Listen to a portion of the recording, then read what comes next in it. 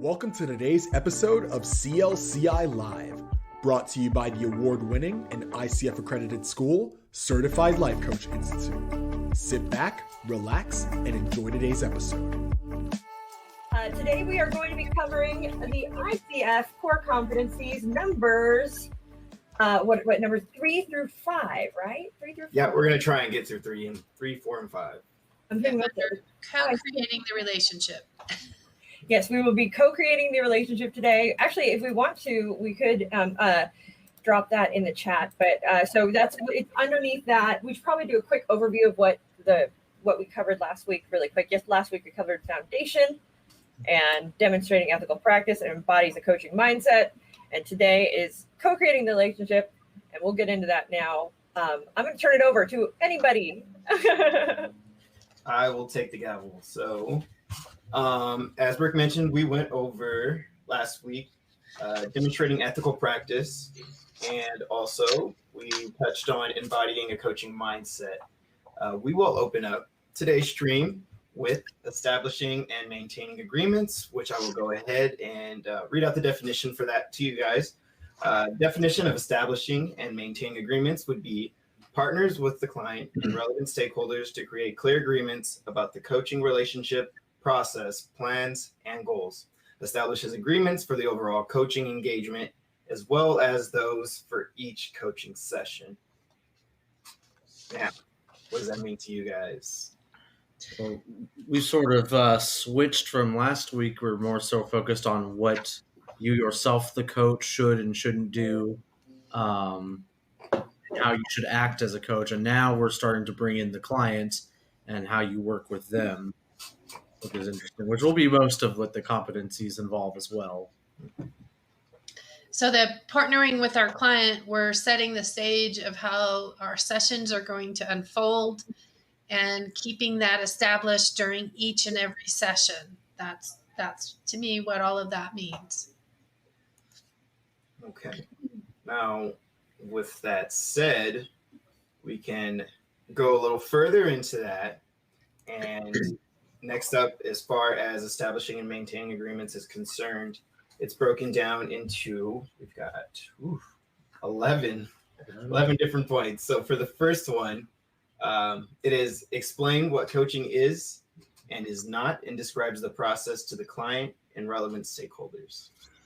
I think we've gone over this before, what coaching definitely is not, and we used Jerome as our guinea pig. Yeah. Plenty of times to show how to not coach, and it's not giving advice for all you new listeners. Yes. Don't do that. Oh man, here I was going to tell Jerome all the things to do and how he should be doing it, and now you're just Xing it out. Well, that's the big one, right, is not to give advice. I think it's also, I mean, when they say this, like, we don't explain what it is and what it isn't in this space is less important than the fact that we're explaining it to our clients and telling them what to expect within the bounds of what working with a coach is, because that is critical. Because, you know, if a client comes to you wanting advice or wanting you to diagnose or cure their ailments or any of these things, it's important that you speak to that client and let them know, no, this is what coaching, this is how it works. And if we go outside of the bounds of this, we'll have to refer out. And I think that's really what this sort of point is driving. Explaining the process or describes the process to the client and relevant stakeholders. Would that mean sort of every coach has their own process, but you're not withholding information, and you're not, you're laying your cards out on the table before they come in for coaching. This is what it'll look like from start to finish for a 3-month, 6-month, 12-week contract, things like that. Mm-hmm. Is there a time where you should keep the process a little bit secret or have things behind the curtain? I can't think of one off the top of my head. I guess like maybe if you're taking notes and the things that are going on internally for you as a coach, right? Maybe if you're feeling like, oh, I relate to this, or all of those things that are going on in our heads as coaches, those are the things we probably want to keep behind the curtain. So a lot of our coaching agreements, our contract versus our agreement, the contract also should be spelling it out, what we are and what we're not, and where we're going to go with the process. Which is kind of what number 2 is leading into. Reaching agreement about what is and is not appropriate in the relationship. And so a lot of clients do come in with the expectation that we're going to share with them what they're doing wrong and correct a thought process. And when they realize that's not what we're doing, it might take a little bit to establish an understanding of us coaching them. They'll get a flavor of it. And once we roll with it, it comes together beautifully. And of course, appropriate can also extend to the bounds of just those things that are common sense, appropriate and inappropriate. Don't date your clients. Yes. Whatever you do not date your clients. Oh my goodness. Hi, Sam. Gozo. How are you? Yeah, it's probably not a good idea to date your clients. You've got some really ethical issues going on there. Should you go that route? I love it. You said probably not a good idea. Not a good idea. I've had somebody but this is coaching, but there is no but. Just like in therapy, there is no but, yet people cross that boundary and they lose their licensure. At some point, you are going to not do justice with the client if you allow that boundary to be crossed. Definitely don't date your clients ever, he says. Definitely do not. That is just bad all around. Even if they're hot. Even if they're hot or not. So let's go. I think we could. That's pretty. Is there anything else we want to cover in not appropriate or, fairly common sense? Yeah. The next one already said don't give advice. And I think the next one, and this kind of rolls into the next one, reaches agreement about the guidelines and specific parameters of the coaching relationship, such as logistical fees, duration, termination, confidentiality, and inclusion of others. So that is where we get into more of that contract logistics realm, right? Mm-hmm. Confidentiality, we talked a little bit about that last week too. I think this is fairly straightforward here. We've done pricing and everything. I would like to go to number 5. Oh, wait, number is it? No, it's a little further down. So I'm waiting for 6. That's what I'm excited about. All right, let's roll through them. Number 4, partners with client and relevant stakeholders to establish an overall coaching plan and goals. So it's not just a free-for-all sort of talk therapy kind of thing where you can talk about anything. Like as a coach, you're supposed to be the the bumpers in bowling to keep the conversation going towards that goal in mind that you guys set up at the beginning of the session. But I throw my ball over 2 lanes and get a strike still. Then you're kicked out of the and frankly, sometimes that is really an important piece that does occur in session because it allows someone who thinks differently to have a full thought.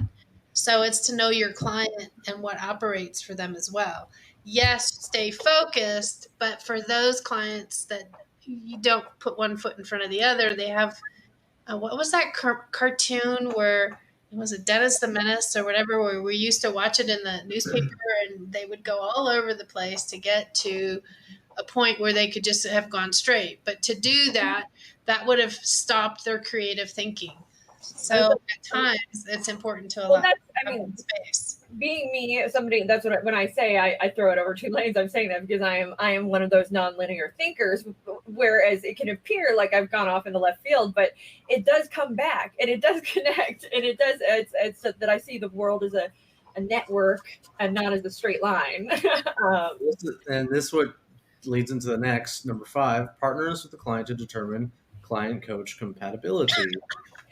Yeah, so I would probably not want to be with a coach that could not handle that kind of thinking. Not even that. Like, you might be throwing your bowling ball 2 lanes over. Someone might be throwing their bowling ball out the window. If someone is consistently do that, you have to, think this person might not be the best client for me. And that's totally okay to pick and choose your clients as much as they're picking and choosing you. I do not want to be at this bowling alley, guys. I know, it's pretty violent, isn't it? They're throwing bowling balls everywhere. In our bowling alley.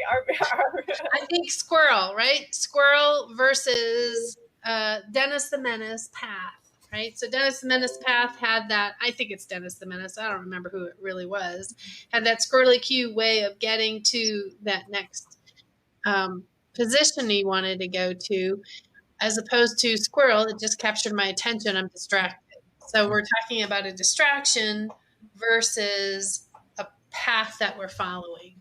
I call it ADD oh shiny is what I call it. Shiny. Oh shiny. But compatibility kind of goes farther than that too. You don't want to coach someone who has unethical goals that probably go against the ICF code of ethics. Or my own. Yeah. Your own too. Which is a thing. That is a thing. And sometimes there are people who come in, and it doesn't mean they don't need coaching. It just means that you guys are not a right fit. And everybody, you got to define what those boundaries are before that. I mean, if you can, before that moment happens. Sometimes it can be a surprise. I know, Lisa, you've had this situation kind of happen before where you were like, I couldn't do that. I don't know that I could. Anything that, has harmed anybody, I don't, but especially children, I can't go down that path. But there are other people who don't have that parameter such that I do. What I don't want to do is bring my judgment into a session. And I have to know myself where that lies. When I had a situation in a session where I didn't like someone, I had to coach myself instantaneously that this is not what they came in for is what we need to be working on, not the other things I'm noticing. That had to be put aside because that's not what they wanted to work on. And it's definitely not a place for me to correct. It was in a judgment place. So I had some work to do with that one too.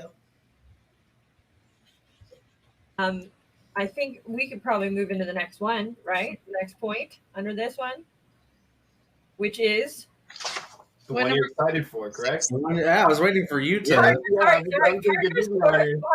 with the client to identify or reconfirm what they want to accomplish in the session. And this is that setting the session contract.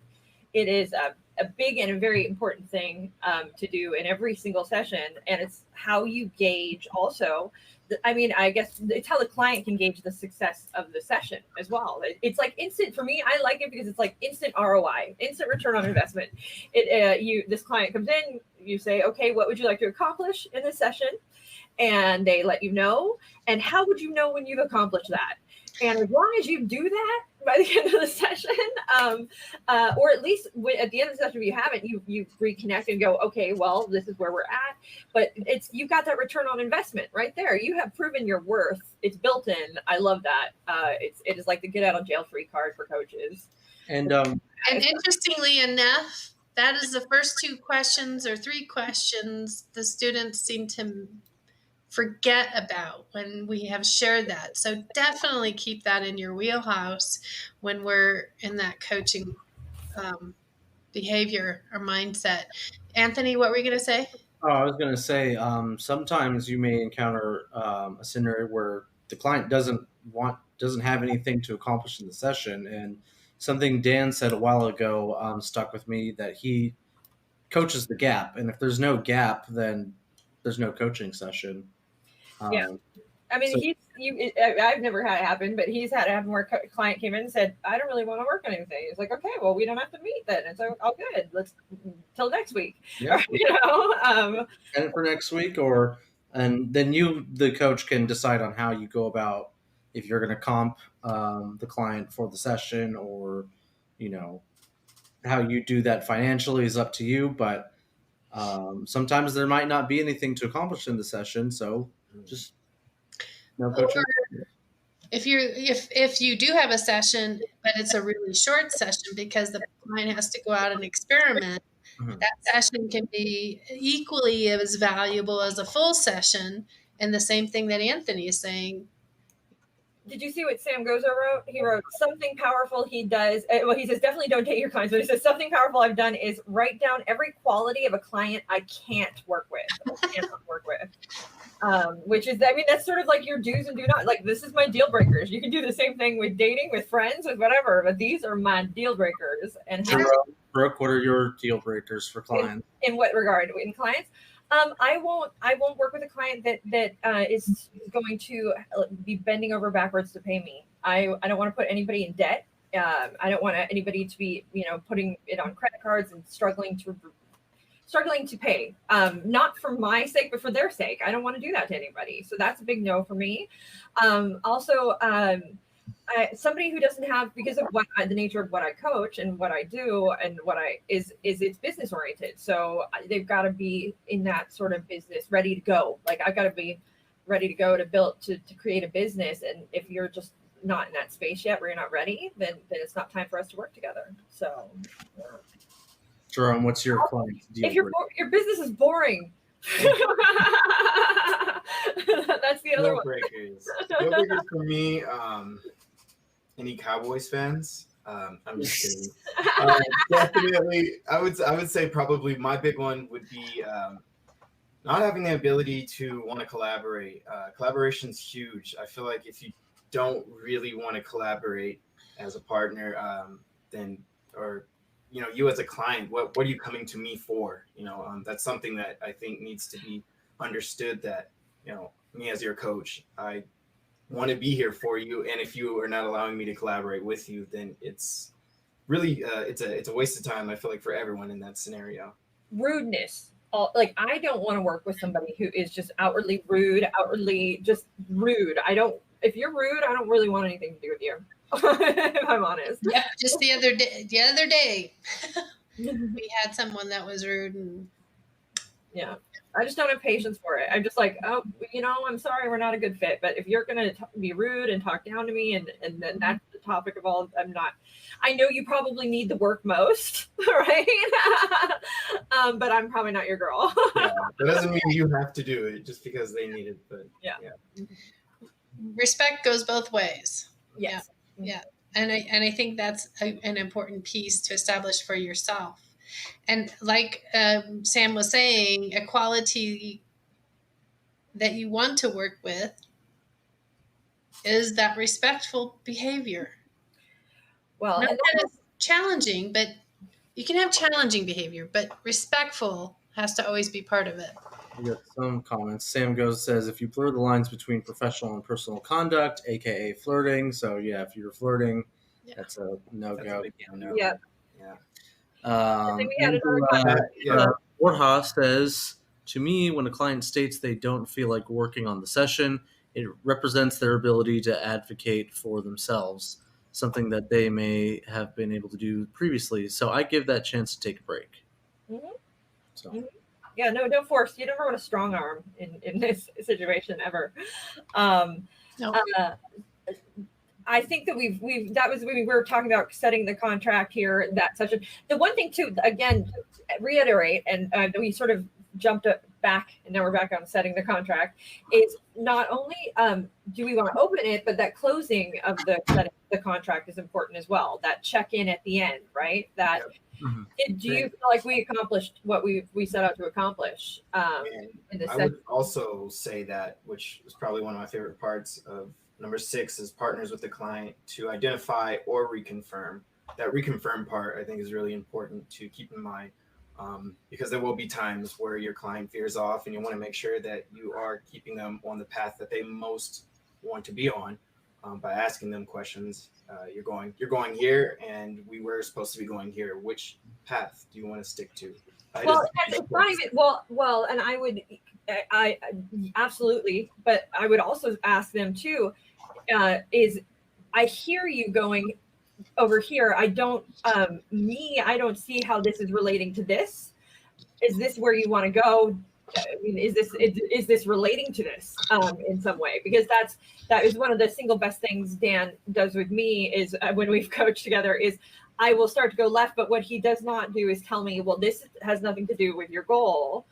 what he does is he asks how it relates, or if it will, and if it's going to lead to that eventually. And I say, yeah, no, this is the path we need to do. This, we're going the right, trust me. And yes, it does it great. It does two things for me as the client. It reminds me of what I'm there set out to do, and it gives me a moment to confirm in my own head that yes, this is the right path. This is what we need to be discussing. This is on the way. So it's actually a benefit. It's a tremendous benefit to do that check-in. And then point number 7 makes that even more clear so that both the coach and the client are on the same page. Partners with the client to define what the client believes they need to address or resolve to achieve what they want to accomplish in the session. It's a bit of a mouthful, but you're not only confirming what the point of the session is, but what are they going to do to get to that goal? Because I could say, I want to lose, or not even that, I want to be fit. That's my goal. And then you would go into what are the measures I'm going to take, or how am I going to track that goal of losing weight? And I could say I could lose 30 pounds. And the measures I'll take is keeping track of my calories or doing this and that. So we're getting more specific building blocks to reach towards that goal. Sam, by the way, says the point of when his clients are starting to veer off, he's got like a code word, a safety word. I have a code word that automatically signals that question to the clients. Is railroad is what he says. So like, I guess it's a little reminder. Are we going the right way? Railroad. Obviously, probably something he explained in number, 3, probably at some point. So in my sessions, I use a code word to, so that the client also knows what that means. But that's a cool way to sort of do that in a quick way without being offensive and being relatively neutral. So I like, good idea, Sam. Another word that can sometimes be helpful is bridge the difference between what you're sharing with me now and what you explained earlier. Yeah. Okay. Perfect. And so here's my question, devil's advocating, if I may. So if I ask me that question one more time, bridge So what you shared at the beginning of our session was X, Y, and Z. Right now you're sharing A, B, and C. Bridge those two for me. Okay. And because I have 2 inclinations that happen when I say that. It was, I want to go, bear with me. We'll get there. I promise. That works. That's all the reassurance I know that there is a connection. I just need to be patient and wait and see. You've just shared with me basically that you understand where you're going, and that's all I need to know. Even if I don't get it yet, I don't have to. It's not about me. It's about the client knowing what they're saying, and that's really the only important piece at this point. That was my question. That was sort of what I was alluding to, is like, well, what if I don't want to explain it all to you right now? I'm getting there. I will. It's coming. So that's sort of what went through my head. Yeah. Number 8. Is that a crying? Me crying? Always. No, I was kidding. So number 8, go ahead. Partners with the client to define or reconfirm measures of success for what the client wants to accomplish in the coaching engagement or individual session. So sometimes that measure of success will change, or the goal will change too. Again, if my goal is to lose weight, maybe my measure of success isn't actually losing weight. Maybe I change and it's feeling good about my body image. And then the conversation will shift from there. So it's always good to check in to see what that measure of success is, because the client may come to a different understanding of what they want to accomplish.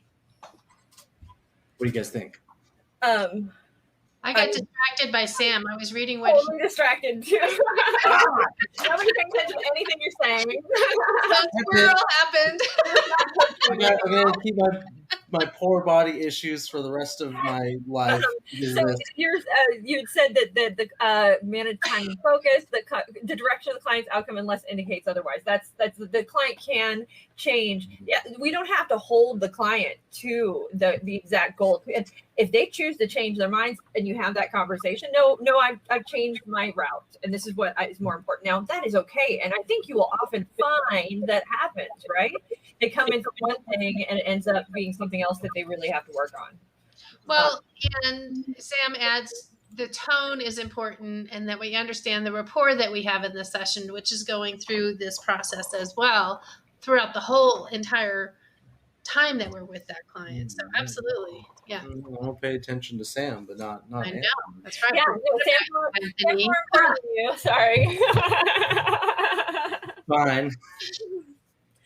All right. So now he's not reading anymore. So now number 11, partners with this is the last one for our number 3, by the way. Partners with the client.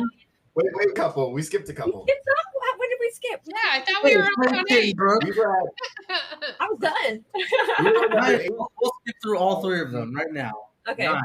Partners with client to manage the time and focus of the session. Because we covered that already. That's why. And we're partnering with each other right now to manage the time and focus of we're demonstrating live. 10. Continues coaching. Number 10. Continues coaching in the direction of the client's desired outcome unless the client indicates otherwise. And that's that point. They kind of say this redundantly several times, don't they? Mm-hmm. Yeah, they are redundant. They really like to drive that point home. Like they're like, it's important. Number 11, finally, partners with the client to end the coaching relationship in a way that honors the experience.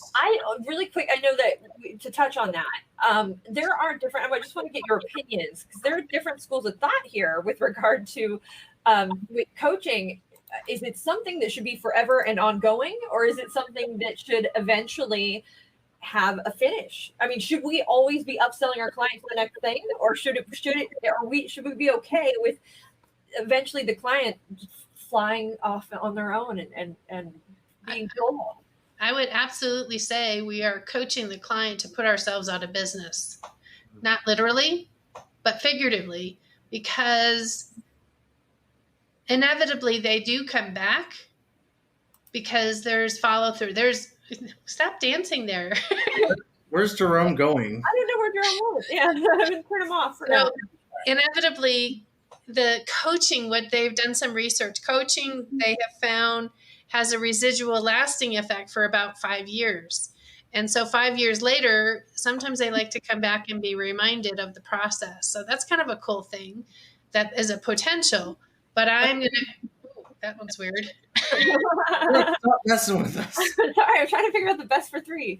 The obvious is the client is going to be utilizing their coaching session, and we are coaching them to be self-sufficient and build their neurons that they can count on themselves. Absolutely. I mean, that's Wi-Fi is super choppy is what he said. What we do not want to happen is to have, I mean, really, we're not creating people who are dependent on us. Like that's the whole point of coaching, is to teach these clients that they can do it themselves and it's happening in them. And they can. They just usually need to be reminded. Yeah. We've gotten so used to in the habit. What do we all do every day, all day long, as we go to Google for everything? We search things up on that internet.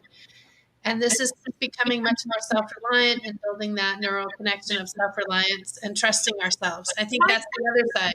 My capability to search Google makes me feel more self-reliant, though.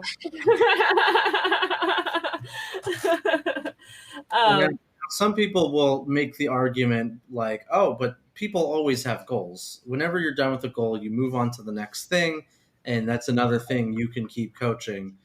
But I would argue against that because you should, in my opinion, have your niche market that you work for and your narrow band of focus as a coaching. A relationship coach may not be the best coach for, business or for a variety of other pain points or problems a person might have. So just because there are more problems out there to coach doesn't mean that you should keep them on the hook. You should or that you should, keep your client perpetually in a state of problem. On that note, on the note of moving forward, right? On the note of moving forward, let's move to number 4, shall we? So number 4, cultivates trust and safety. Definition. This is core competency number 4, not core competency number 4. Yes, core competency numero 4. For those of you who speak Espanol, so it is definition: partners with the client to create a safe and supportive environment that allows the client to share freely, maintains a relationship of mutual respect and trust. So do we want to just delve into the points and then take it from there? Let the points, we'll explain and we'll talk about it. Point number 1, seek to understand the client within their context, which may include their identity, environment, experiences, values, and beliefs. Seeks to understand within the context. So seeing the client through their eyes, seeing the world through their eyes. That's what that's meaning. So if it's not just seeing it, it's understanding. It's you want to understand it and really understand what's going on for your client in their environment, identity, experience, values, beliefs, which is life, really, right? Remaining curious, avoiding assumptions, which we did speak about when we spoke about core competency 1 and 2, just staying in that space of curiosity, and again, staying far away from things that you do not understand and placing labels to them if you do not understand them. This whole core competency is a lot like number 1. It is a lot, but I think the reason they may be repeating it, right, is in number 1 it was about that level of respect. In this one, this is about cultivating trust and safety. So this is really, for me, I think the reason they're repeating themselves is that it's about creating that environment in which your client can trust you, that cooperative communication and how to do that. Whereas in 1, you're supposed to come with that coaching mind. That's you and your coaching mindset. This is more about you creating this safe space with your client and how to do that. And I think that's why they're reiterating this point. If I were to guess, because if you look at them all, these are all things we sort of touched on last week. So. But still important. Yes. But they are repeating themselves because I imagine that importance. Mm-hmm. So let's number 2, demonstrates respect for the client's identity, perception, style, and language, and adapts one's coaching to the client. How do I adapt? Well, I guess my style. I'm not going to wear the same shirt as them, but I might change the kind of way I stylistically coach them, right? Based on what works for them. I've likened it that the coaches are the chameleon to meet our clients where they're at. So I do have to dress like my client. Not exactly like them, but if somebody's, dressing down, don't take that position of authority where you're, yes, wearing a tie and shirt and jacket all the time. Maybe don't have a setup if you do this in an office, don't have a setup where you're in a huge chair and someone else is sitting on a stool or something like that. So this is being capable of being versatile, right? As a coach, we should be capable of adapting sort of on the fly, which is kind of a very neat thing for us as coaches, because it allows us to be chameleons, like Lisa said, which that's neat. I have a couple different outfits in my a scarf and cowboy hat.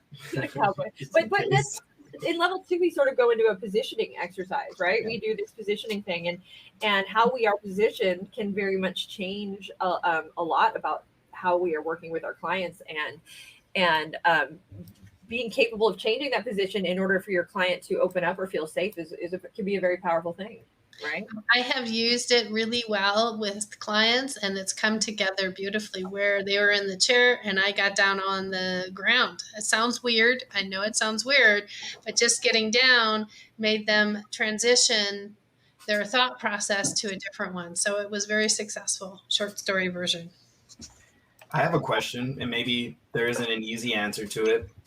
At what point do you say, I can no longer flex into this client space because it is now to the point where I personally don't feel that I have the capability of coaching in this space. Oh, you do it as soon as you know that. I would say know this before you start your agreement with them if they're compatible. But the thing that came to mind for some reason was if there's a language barrier, and I mean like a literal language barrier, as in they speak broken English, and from the intake session or whatever, I feel like I could coach them, and later on there's just communication issues that I can't learn a language within a week, and it's unfortunate, but that might be. What about like a text to talk thing? Like, Yeah, then you would find solutions and maybe ask if your client is okay with this, these sort of solutions. But that's one thing that came to mind that maybe I feel like I couldn't adapt to as well. I If I think got something that you might be surprised, though, Anthony. I think when you have a rapport built, sometimes it's totally not about the language necessarily. There's that flow. I mean, I can give you an extreme example of this. I'm running through, I don't know how many of you have been through Dallas Airport, but you got to go from one terminal to another terminal and you got to take a train to get there. Mhm. So I'm literally running to because my plane is about ready to leave. My plane landed late. The other one's taken off on time. I'm running, and I have some people, I don't know, some beautiful Asian people that stop me. They stop me like, yes, can I help you? And they're asking me for some help. And so they didn't speak English. Mhm. And I didn't speak, and I want to say I think they were from Japan, but I'm not really sure. So I didn't speak the language, but yet I could help them. So there's just something in that body language that you can oftentimes pick up. But I think what I'm hearing you say is the finer that detail, that deeper dive into the coach, maybe that is a good place to find someone that speaks their verbal language that can be helpful. Perhaps, yes. But there's a lot of times that you don't need that. I've worked with many different languages in my session while they did speak English to a point we were able to communicate, I think, rather well, just because of that rapport that gets built and So the it's ability easier to to- connect that way. Mhm. So it's easier to adapt than you may think it is Yeah. to these sort of things. Okay. Yeah. well, I mean, absolutely. I mean, I think it can be. It can. I mean, it also depends on the comfort of the client. If the client feels, for me, if the client feels like they are satisfied at the end of that session, and we have worked together and something has been accomplished, that is enough for me. If it's like nothing is happening, right? If we're just stagnant. Yeah, if we're just sitting there, that's different. Like there's, because I know Lisa and I have talked about this too. There can be moments, especially like in couples coaching or when you're working with a client, where they just are not making progress. They send them away and they come back and nothing is accomplished. And it just doesn't go anywhere. After a while, that might drive me crazy. That might make me a little, because I would start to feel like okay, what do I suck at my job. I've got to find somebody who's better. Like, because it would start to eat away at me as a coach if they're just not. I mean, I can see 1 week or two, but why are you paying me then? So there are some clients I challenge with that more often than not because of that. Share with me how this is going. And basically trying to move in that direction. And then they would tell me and try and convince me how they are making all these changes. So it's a good thing too, because they also then get reminded where they are making valuable changes in that. Speaking of valuable changes and sort of them justifying their work, number 3, acknowledge and respects the client's unique talents, insights, and work in the coaching process. I'm gonna make it so I know we've got 3, we've got 4 and 5. We don't have much time to cover here, but I think they both are one, kind of very one and the same. So what I'd like to do is just sort of read the points and then have us talk it through, because I think we can after having read them. So I'd be like, you had just read number 4, which is show support, empathy, and concern for the client, acknowledges, supports the expression, feelings, and perceptions of the client's beliefs, feelings, perceptions, concerns, beliefs, and suggestions, demonstrates openness, transparency as a way to display vulnerability and build trust with the client, And then number 5 is maintains presence, which is fully conscious and present with, I'm just imagining an unconscious employing a style that is open, flexible, grounded, and confident. Remains focused, observant, empathetic, and responsive to the client. Kind of, we just said that, right? Demonstrates curiosity during the coaching process. Manages one's emotions to stay present with the client. Demonstrates confidence in working with strong client emotions during the coaching process. Is comfortable working in a space of not knowing, and creates and allows space for silence, pause, or reflection. So I think that these kind of work they work together. It's all about creating that safe space, really, which I think, honestly, one of the things that I say, and I'm going to continue to say to new coaches and new coach graduates, is the magic, so much of the magic of what a coach does is provide this space. It's not the advice. It's just a safe space where the client can be exactly who they are or what they want to be, and be silent or share freely, and just that is the magic. Is, oh my God, somebody's curious about me and my life, and I am not being judged, and I can share. Like, wow. Right? Yeah, I love that point, because I feel like we get so caught in the technicality of it all that we forget that at its core is just so beneficial and useful for our clients. And sitting in that space changes more than we realize, I feel like, at sometimes, because we're so hyper focused on doing every little detail correctly.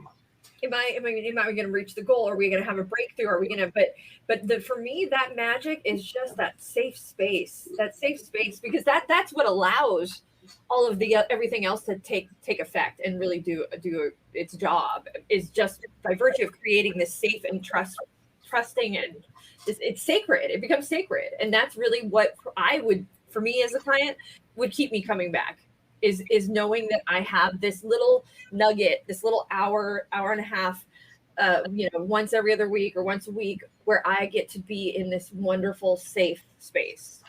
That's done. Worth it. Here's my money. In addition to that, while all is true when I say we are coaching people to put ourselves out of business, sometimes we just become that, as you're mentioning, Brooke, there, it's just a place that we can go and have a real conversation when we've all been working. So it's like a scheduled, almost like a scheduled play date, except it's a coaching date, right? And it's scheduled me time, right? Like it is selfish, and that's okay, right? It's okay. I get to be unapologetically selfish, work on me, work on whatever I want, talk about whatever I want, and do so without judgment. And somebody else is curious. That's awesome. I'm sold. Like, here's my money. I mean, and also you can trust that if you sort of, if I was the client and I got emotional or I displayed anger, because this might be a thing I see with men more than women. Men tend to keep things close to their chest, and they let it all out at once. And that's a very hard thing to do with a stranger. And we want to be able to trust that whoever we're working with isn't going to judge us. They're going to affirm how we feel is, how we feel. Yeah. And we don't want somebody to, I guess judge would be the right word for that. Yeah. Well, and it's, which I'm going to be a personal advocate for changing the meaning of the word judgment, because I think that judgment is a good thing, and we all should exercise it and use it. But it's got such a negative spin on it. But I would say that what I want, if I'm doing that emotional purge, is one, yes, to be validated, to be told that I'm not crazy, and that it's okay for me to feel that way, and that I'm. But then on the other side, I also want somebody that's going to ask me some questions and say, make sure that I'm not being one-sided, right? I'm not being so myopic or self-involved that I want somebody to make me see the whole picture, so that then whatever I'm really upset about, I can start to make a resolution and have a better understanding of. So what about, have you thought of? Mm-hmm. Oh, were you going to say something, Lisa? Sorry, I tried to, but nothing came out. And we're all waiting for it. Like, what's going on? I tried. I got a little sore throat going on, I guess. I said it's the have you thought about what have you considered? What have you not considered? It's, as I say, pick up the rock, look around the rock, and then look underneath the rock as well as above the rock to look at all the facets of what they're bringing to the table. It's, for me, it's one of the things we talk about in level 2, that concept of forgiveness, that in order for me to forgive a situation or somebody else, I have to first forgive myself. And then also I have to understand the motivations of the people within, at least to as much as I can, right? I have to empathize and go, okay, this is why they did that. It's not that they're some horrible human being that's, doing this. It's because they're human too. And then when I come to that place and I understand that their perspective or point of view, is when I can then forgive and understand and sort of come to a place of okay, I'm good with this. And so that's what something a coach can do is ask those questions to get me to understand things better. So one of the, I don't know whose line this is, I don't remember, but it does belong to someone. It is, forgiveness is giving up all hope of a better past. So you can't change the history. You can't change the past. You can today, how it's affecting you, make those adjustments and find that what that forgiveness means for you, for them, for everyone involved. So absolutely. We have about 10 minutes left. This one time went by fast. No kidding. We spread through all the points. So on the last, in these last 2, this maintains presence, is fully conscious and present, and is open, flexible, grounded, and confident. So I have a time that I wasn't conscious. You want to hear that story? I don't think I shared that story. Yes. I was one of those days where I had a full client list, and a full client list is 7 couples, and that's a lot. You're talking about 14 people throughout my day, and we're going about an hour and a half. That's a busy schedule. Mm-hmm. I wasn't feeling so good that morning. And then as the day progressed, I wasn't feeling so good continually. So I started telling my clients, I'm not quite right. So I'm not sure what's going to happen. Let's just keep going until I know what's happening. All the way to the last couple.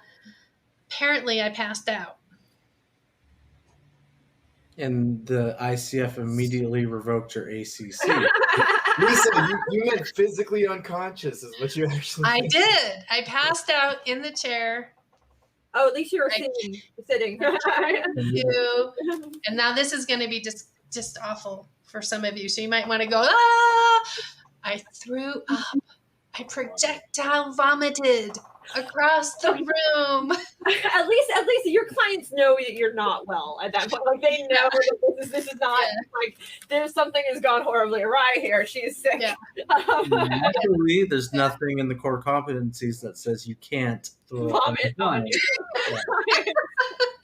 The cool thing from that experience, it's going to sound very strange, but they said this was the best coaching ever.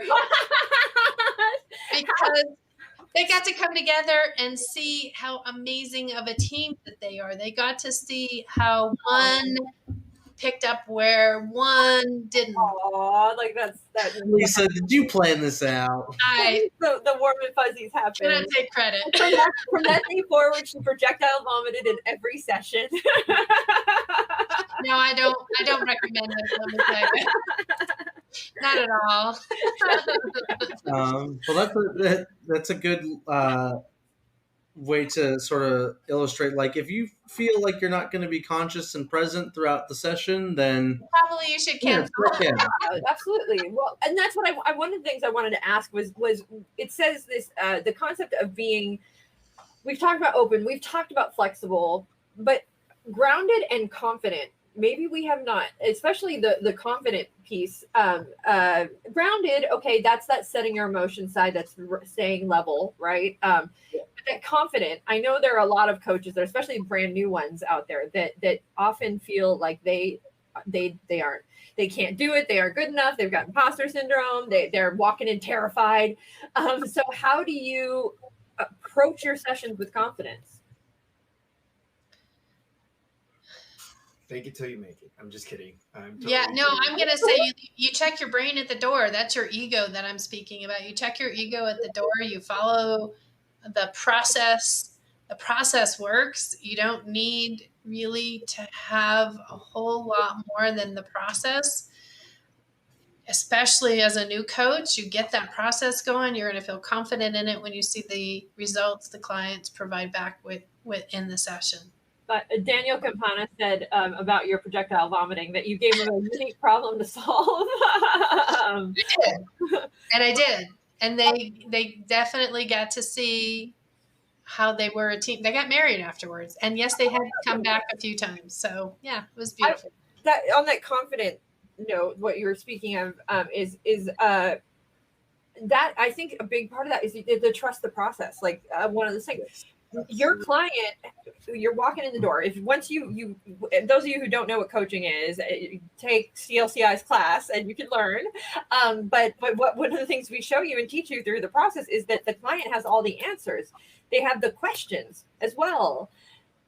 What you're bringing in there is the curiosity, the safe space, the skill set to know how and what to ask.